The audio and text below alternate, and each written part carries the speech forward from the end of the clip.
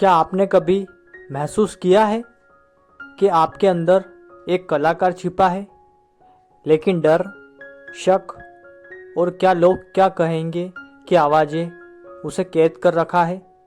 अगर हाँ, तो जूलिया कैमेरॉन की ये किताब द आर्टिस्ट वे आपके अंदर के उस क्रिएटिव इंसान को आज़ाद करने आई है।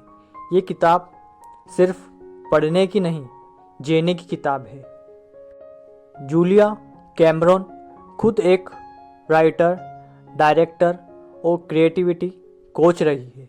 उन्होंने हॉलीवुड के टॉप आर्टिस्ट के साथ काम किया और देखा कि क्रिएटिविटी ब्लॉक किसी को भी रोक सकता है, लेकिन उन्होंने 12 हफ्तों का एक ऐसा स्पिरिचुअल जर्नी बनाया जो हर इंसान को अपनी खोई हुई क्रिएटिविटी वापस पाने में मदद करता है। और इस जर्नी का नाम है द आर्टिस्ट वे।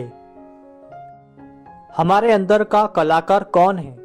जूलिया कहती है, हर इंसान में एक क्रिएटिव सोल होती है, लेकिन बचपन से हमें सिखाया जाता है कि आर्ट बेकार है, ड्रीम्स प्रैक्टिकल नहीं है। धीरे धीरे हम अपने अंदर की आवाज़ को दबा देते हैं और फिर जब हम बड़े होते हैं, हम वही काम करते हैं जो समाज चाहता है, न कि वो जो हमारी आत्मा चाहती है। एग्जाम्पल, जब कोई बच्चा गाने का शौक़ रखता था, लेकिन उसके माँ बाप ने कहा इंजीनियर बनो, अब वो गाने के बजाय एक्सेल शीट में गुम हो गया। द आर्टिस्ट वे उसी बचपन को फिर से जगाता है। मॉर्निंग पेजेस, मन का मिरर। किताब का पहला पावरफुल टूल है मॉर्निंग पेज।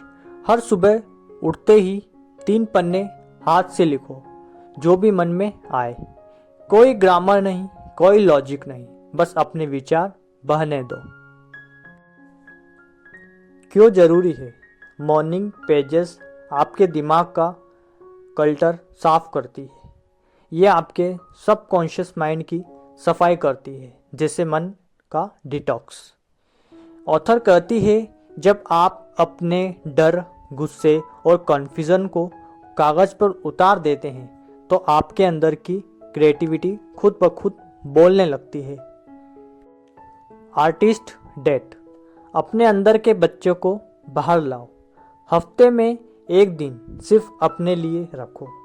कुछ भी करो जो दिल से चाहते हैं। म्यूज़ियम घूमो, नेचर वॉक लो, बस रंग भरो। ये आर्टिस्ट डेट आपको याद दिलाती है कि क्रिएटिविटी तभी आती है जब आप खुद के साथ समय बिताते हो। पॉइंट, क्रिएटिविटी तर्क से नहीं, खेलने से आती है। लिमिटिंग बिलीफ को तोड़ना। ऑथर कहती है, हम सबके अंदर कुछ क्रिएटिव वॉइस होते हैं। वो आवाज़ जो कहती है तुमसे नहीं होगा, तुम टैलेंटेड नहीं हो, बहुत देर हो गई है। द आर्टिस्ट वे सिखाती है कि इन झूठी आवाज़ों को पहचानो और बदलो।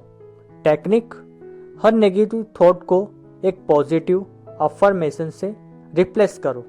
मैं नहीं कर सकता, मैं सीख सकता हूँ, बहुत देर हो गई है, यह सही समय है शुरू करने का।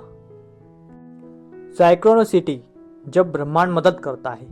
ऑथर कहती है, जब आप सही दिशा में कदम बढ़ाते हैं तो पूरा ब्रह्मांड आपको रास्ता दिखाने लगता है।